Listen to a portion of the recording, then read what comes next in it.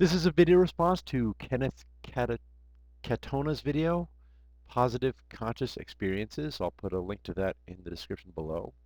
Um, Kenneth made a pretty good video, and he's saying that he heard from Pyro that there's some guy in Mendham that thinks all human experiences are negative.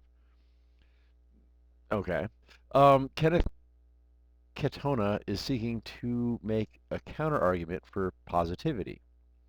Now, first I need to say that only half of this conversation is about being right. The other half is about improving our reasoning skills. For example, if I say this coin will land heads up, and I flip it and it actually does come heads up, um, then I was right, but it wasn't because my reasoning was good. It was right simply because I was lucky. So when I argue with your argument, it's not because I think you're wrong, but rather the goal is to help each other improve our reasoning skills. At the end of the video, you ask for people to fill in the gaps of your reasoning in the comments section.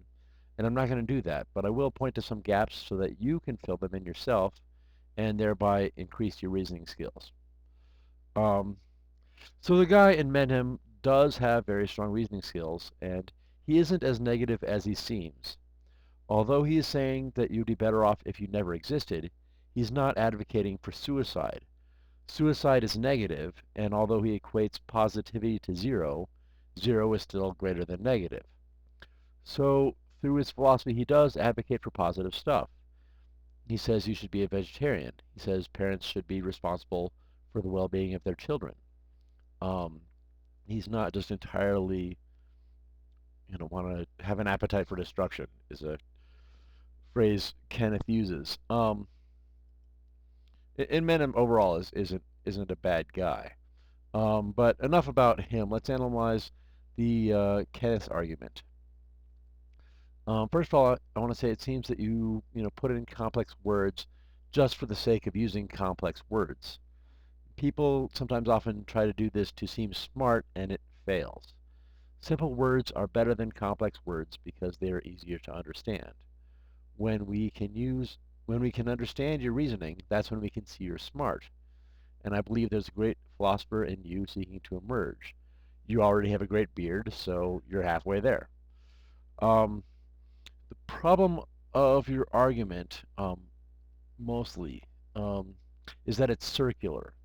In the beginning, you say we have positive experiences through things we enjoy, and later in the video, you say that positive experiences make things more enjoyable.